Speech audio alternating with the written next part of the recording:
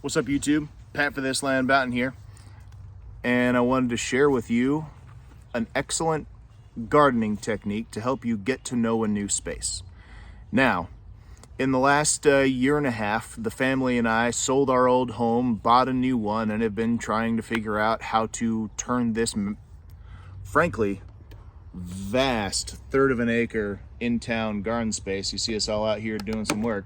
Whoa, there's our little buddy right there. Garden helpers.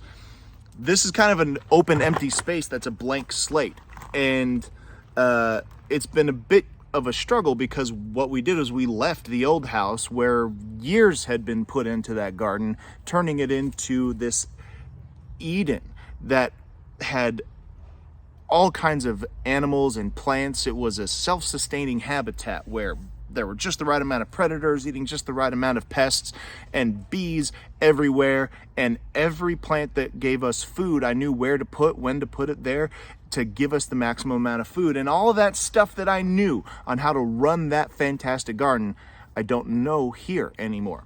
Because every garden, every yard has different kinds of microclimates and different kinds of conditions that you have to try to keep in mind and learn about. And when I was starting to plan this new garden, I had the remarkable success of my last garden in my head, and it was giving me mountains of anxiety on what to do with this garden, with this space, because I had an expectation of myself. And it took a while for me to let that go and say, hey, you got to learn the new space. Not only did I have to let go, but I had to let go of the idea of the careful planning because I didn't know enough. I didn't know. There's so many factors of the sun and the shade and the temperature differences and the moisture and the soil and all those things. There's so many different things to have to keep in mind. Then my wife brought to me a technique she heard on the Homegrown Podcast with Stephanie Lowe. Shout out to that podcast. Excellent information. You guys should all check it out. I'll put a link in the description for you guys. And it's called the seed scatter method. And with this method, you completely abandon and throw away all of your careful planning, and you take all of your seeds, everything you would start in a greenhouse, everything you would start indoors, you pour it into a bag, you shake it up, and then you evenly and randomly scatter your seeds across your garden beds. It sounds crazy, but there's a method to this madness and a logic to it. The idea is you let the seeds decide where they want to grow. You let the plants show you where they are successful and how they will grow best. And that's what I did. And honestly, it's been a phenomenal source of information and learning about what next year's garden will look like. And again, because I have that expectation of my previous success, this has been a struggle because through this method, I've had to pull out plants. I'm like, I really wanted to go and grow, but it's competing in a pocket with a bunch of other things, or to try and move them and to hope that they'll survive in that new spot that I'm placing them. And even the space of the garden, I have so many empty spaces across this garden where there could be plants growing, where there's just nothing because the seeds didn't take there or they were not scattered into that spot well, that in terms of production and overall garden success, this year has not been phenomenal, but it's told me everything I need to know for next year's garden. Because one of the things that you gather when doing this method and watching and paying attention is you see this corner over here where I got some squash just exploding in that sunlight. That's a section of the garden that gets sun starting at 8 in the morning and it stays there all day. Whereas where I am, 10 feet away, it doesn't get any sun until noon. And then it loses the sun again at like 5. There's a different shade component and a heat component and a temperature component to this corner of the garden versus over there. And the plants have shown me what that means to them. That area over there where there's squash exploding, that's where I'm going to put squash because I have some right next to me where they're growing. They're putting out fruit, but not much. They'd be happier over there, or at least one garden bed over, probably, right?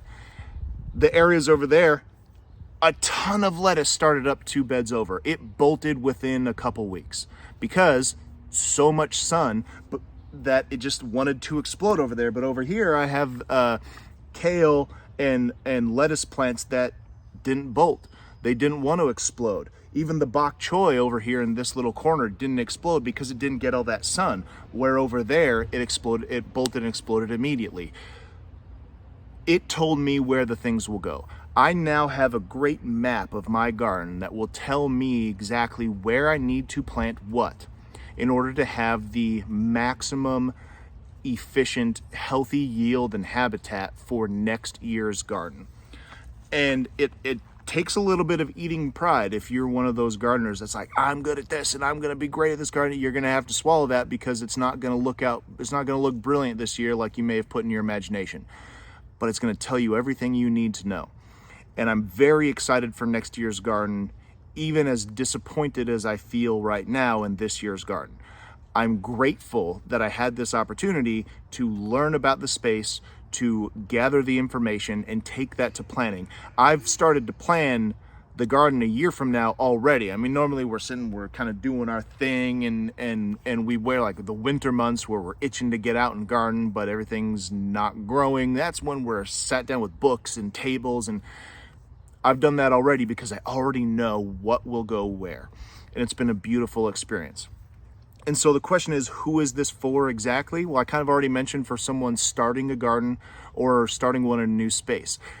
If you are entering gardening for the first time, or if you are entering a new space that you're going to have to learn in order to successfully garden, this technique is going to be a brilliant tool for you. You do have to potentially sacrifice a year of production, but the information you gain from this experience is invaluable.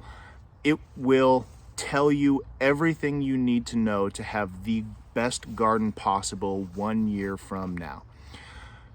If you are a highly experienced gardener where you're in your garden for years, you have no place to go or no plans of moving at all, maybe you don't need this. But maybe if you're one of those gardeners where you've been there for years and you feel like you're in a rut, you're saying, I'm missing something, it needs to change, I don't know what it is, try this.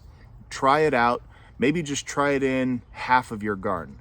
Take the time and the space and the energy to experiment a little bit with this because from my firsthand experience, I've gained so much information, and you can too. And hopefully, for those of you that need this kind of bump in an idea to move forward and have a successful garden, this will be super helpful for you. So make sure you subscribe, make sure you drop a like, drop any comments or ideas. If you've tried this, share your experience here as well. If you know people that have, whatever it is, share that info and help other people out that are starting their gardens. And remember, whatever you do for this land, you do for everybody. Godspeed.